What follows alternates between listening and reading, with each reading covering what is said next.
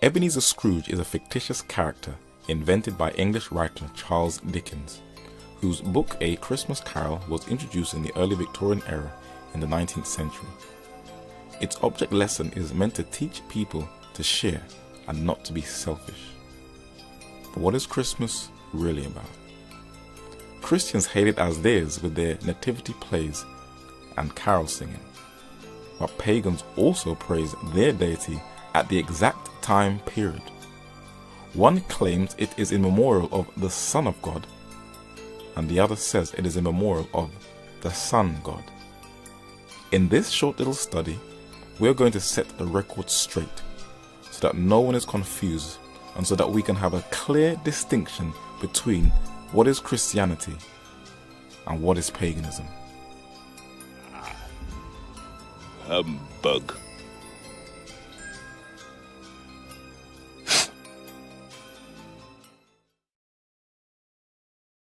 In the Americas, the sun god was usually represented in human form, sometimes in a reserved seated position. In Mesoamerica, there were temples dedicated to the sun in places like Teotihuacan in Mexico, and the Aztecs, continuing from their predecessors, offered human sacrifices to him. While all the civilizations mentioned no longer exist, in India the sun god is still worshipped, and the name is Surya, and mantras or prayers are offered to it. The 13th century, the only pre-Christian culture on earth that didn't worship the sun were the children of Israel. And there was one thing that singled them out from all the other nations on earth to prevent them from sinking into pagan idolatry. God said, 6 days may work be done, but in the 7th is the Sabbath of rest. It is a sign between me and the children of Israel forever. For in 6 days the Lord made heaven and earth, and on the 7th day he rested and was refreshed. Battles in its arenas, its entertainment industry or Hollywood of the day. Its famous sun deities were adopted from the East, and it was called Sol, where we get the name solar system. These sun gods from Rome can still be found today. In this monument from ancient Rome, you can see a smiling sun within a wreath. This has now become the logo of the United Nations. The god Mithra was sometimes depicted with the rays of the sun coming out of his head, and this was the gift French Freemasons gave to the United States that is now called the Statue of Liberty. But when Rome was at its height, and when Caesar Augustus restored paganism to its zenith by rebuilding all the pagan temples, also wore the ankh around their necks like the Assyrian kings, and even the Mesoamerican culture, the Olmecs, had the 2 crosses on their apparel. If there is one system that sun worship has been preserved in its entirety, it's the papacy, whose headquarters is Vatican City. In the main square in Vatican City, facing St. Peter's Basilica, is one of the oldest symbols of the sun, and people walk over it without in the least being aware of it. From an aerial view, the Vatican Square has the 8-rayed sun wheel, the largest on earth, that forms into the shape of a phallus, and it can be traced back to the Babylonian sun god Shamash, who has his 8 rays. As you walk into St. Peter's Basilica, look at this image of the Greek god Zeus, who they call the father of the gods. And when you go into the Vatican and look at the images of who they say is Jesus with a halo on his head, it is Zeus, not Christ. But this is the image that dominates Christendom, Zeus. Even rappers have made Zeus their top bling iconic Jesus piece figure that they adorn around their necks. The wedding ring is also from sun worship and has been incorporated into the church. The man who introduced the paganization of Christianity is Roman Emperor Constantine. Easter. The English term, according to the Venerable Bede De Temporium Ration 1.5, relates to Eostre, a Teutonic goddess of the rising light of day and spring. William Tyler Olcott, in his well-researched book titled Sun Law of All Ages, also confirms this. He says, in short, sun worship, symbolically speaking, lies at the very heart of the great festivals which the Christian Church celebrates today. The Christian festival of Easter has its solar characteristics. The very word Easter, says Proctor, is in its real origin as closely related to sun movements as the word east. And the notion that the sun dances on Easter morning as it rises is firmly believed today by superstitious people, which they doubtless consider sufficient. Those who chronicled the life and act of Jesus found it advisable to metamorphose him into a solar deity. Sun worship played an important part in nearly all the pagan mysteries. The pagans set aside the 25th of December as the birthday of the solar man. They rejoiced, feasted, gathered in processions, and made offerings in the temple. In fact, the merrymaking is rooted in paganism. The Bible never gives an exact date for Jesus' birth. So when the Christian Church adopted December 25th, it was superimposing a Christian festival on a previously held pagan one, says Richard Heinberg, author of Celebrate the Solstice. The Roman winter solstice, says Tyler, as celebrated on December 25th, in connection with the worship of the sun god Mithra, appears to have been instituted in this special form by Aurelian about AD 273.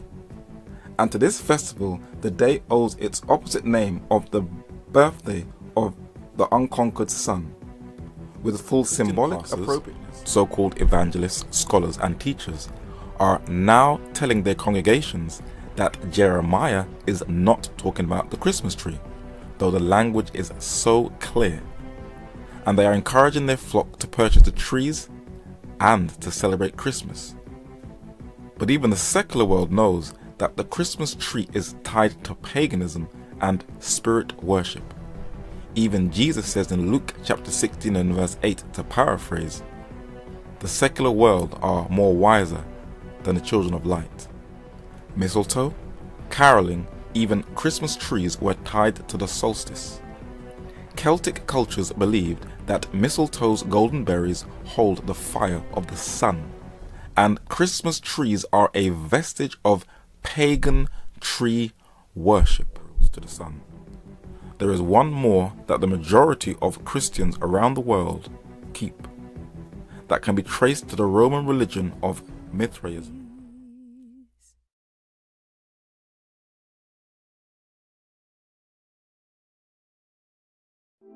Nti ahwefo se na yene mu edi nkomo no sisi ano ye wo under bridge no ewo station na ewa ha se no ama ya be she papa isu a yene ni ba di nkomo efa no aye Christmas no de ono suji fa Christmas no ye wo se yewu Yesu 25th December ebi mu se yahu Yesu 25th December enti na yene papa no so ba di nkomo na ya bisa ne sanye bia Yesu 25th December na se yanwo no na ono su ne adwenkyerɛ wo na wache ejampa che wudin FM Nana Ajiman. Nana Ajiman. Me a driver.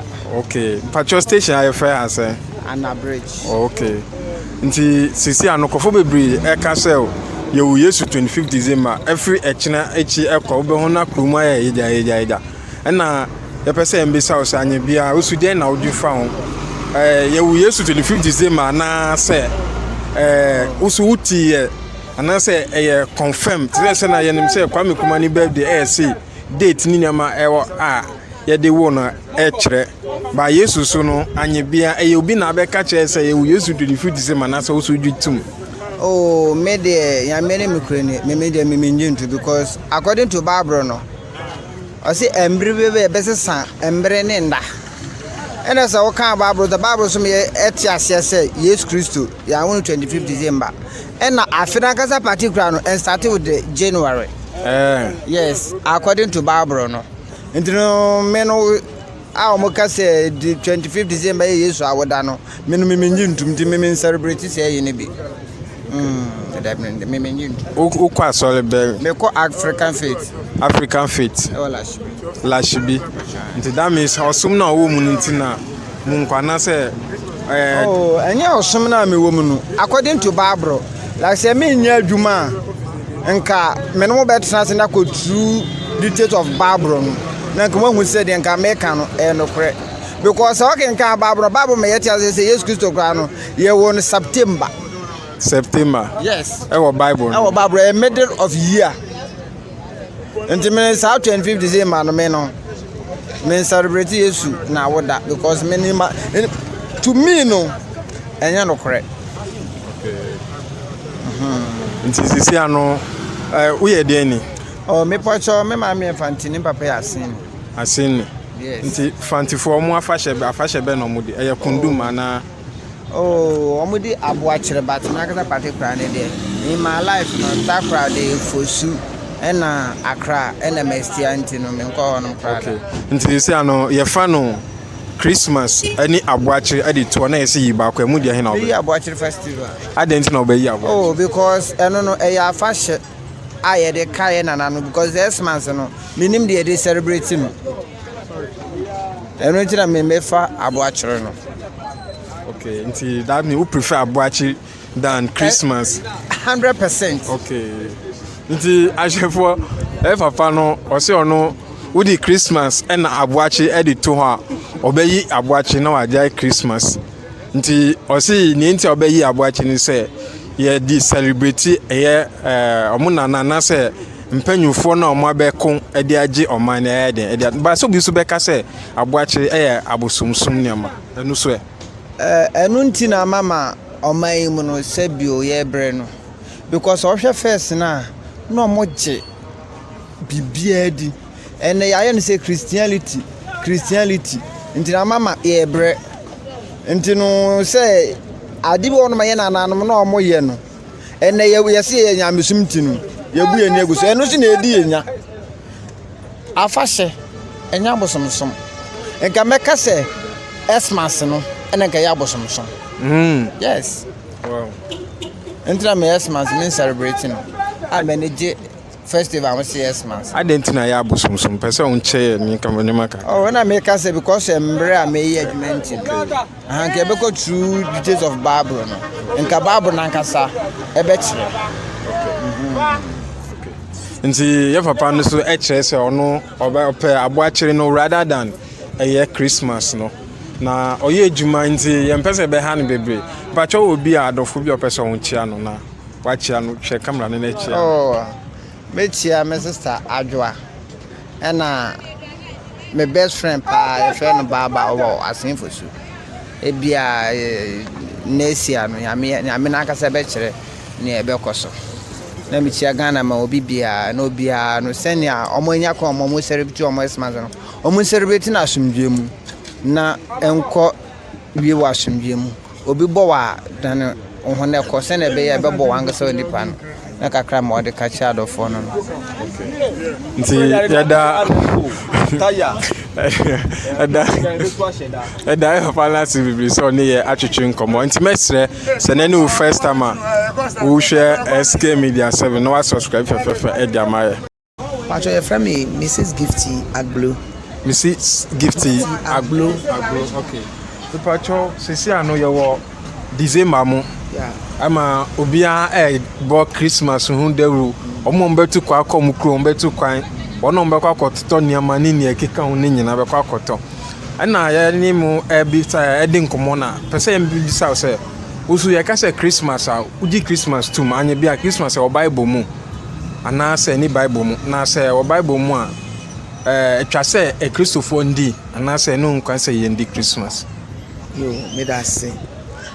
Ni ameni mane say Christmas no na eye Roman for afahye wo mudi. Na in the actual sense no Christ was not born on the 25th December. Christ was not born at Nemo it's like said yes see no we are snadani a yetumi change no ana ebedu 25th December. Now Christ was not born in 25th December, but I say afibia wo mudi a ye nyina yaje atum Nti ye Roman for no say wo mo asori ye friend mass. Christ mass. Nti ye Christmas na ye Christ mass. Nti me dey Christmas dey me gitum pa ye di a ye kai Jesus Christ na woda na ema yen so ye wo yen foforo. What you say? Ema ya brabo ene ye niam ye kwa asori na nkyerɛkyerɛ ekwa ye fa so with Jesus ekwa ye fa so a kyerɛ sɛ awo no kra ba ene ade no ema esan ekenya ye Christians ekenya enti me gitum pa sɛ Christmas no ebedi ba yentu sheda untu sheda yentu sheda da ba say Bible no so enim Bible no mu say yendi Christmas eno so ewo mu pa sa obetimi ama quotation ko John money ko John na o share quotations na me so be pa o Bible mu pa ba yeah John 1 to 9 honuma we share the birth of Christ. What you say? Okay, but now say like Jesus Christ by no so one can say yendi na woda and I say o kan Bible say yendi na woda because o kan say yendi yen kan ni wu eye communion no but say na ye na woda eye ni birthday ni we ni there say eno any Bible mu say yendi Jesus Christ na woda. Oh, any Bible mu say there but with the celebration no say edu baby your friends say Jewfo no wo say edu Christmas when say Christmas tree no for remembrance edu sa time na we say a dry land want to me nya hwe nti omo komomo a omo wie na omo jubilate na omo celebrate Jewfo no what you say okay nti sa Christmas duana ye disi ho no e kai yen say at the end of the day no kra no nyame bema insupato egu yen do bae so mo ma ye from okay me wo ye fa no Christmas na asafotu fiam anase homowo emu mienu Christmas ani asafotu fiam yesi yi ba ko emu de nya wo Christmas. I don't know where you Christmas. Christmas, and amami like metis and yamete. And yes, I for 2 years now, mammy be an emum Christ, ne buy no buy no, now war no, and mammy so must be wabrabo, it may Christmas. Only if I did be was in per se. You share my so bit in your kind of Pope Benedict, Jesus wasn't born on December 25th. Yes, it's true. The Pope na Ekasa no, Pope Benedict. I see Jesus Christ on 25th December. Nti say ano that means Christmas no enye ye Ghana na say Africa for yamamre. Nti say ano asafotu fiam na eye wa mamre no. Who jai no ato na akofo obi na mamra na ase. Oh, and then it's in his son no. One say Bible mo no o say fasces adiama no. Na fa Christo adiama no. Me I belong to Christ. Inti na me di Christmas no. Do me to me akwa asafotu. Me kwa asafotu on ebia community center me twem me hwa ade. Na nye say me kọ aniama na omo ye ne de eye abosomsem to me. Enti emra ma me ho kwan se me kwa asafotu a me di omachi akohwe sa niam no me yes akra na I'm not being a good Christian but ebinom de omo ya soro mpanyimfo omo ye mpanyimfo but omo tumi ko bibia nchichire omo ono na asichire no na enti ase no ba me so ma asichire ne se me ye Kristo ni bibia no e was self Christ kwan so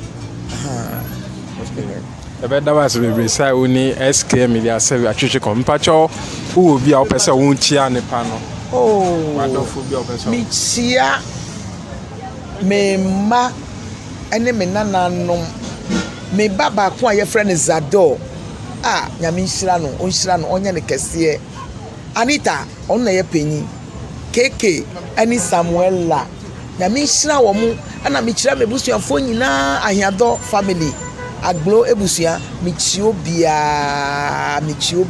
I wish you Merry Christmas and a prosperous New Year in advance in Jesus' name. Amen. Amen. Nti everyday mama nasi bebre se oni S.K.M media serve atwetwe nkomo. Nti mesre se na first time a wo hwe S.K.M media serve na wa subscribe na wa like na wa share e dia my fefe. Yankopon sha bebre se wa hwe S.K.M media serve power.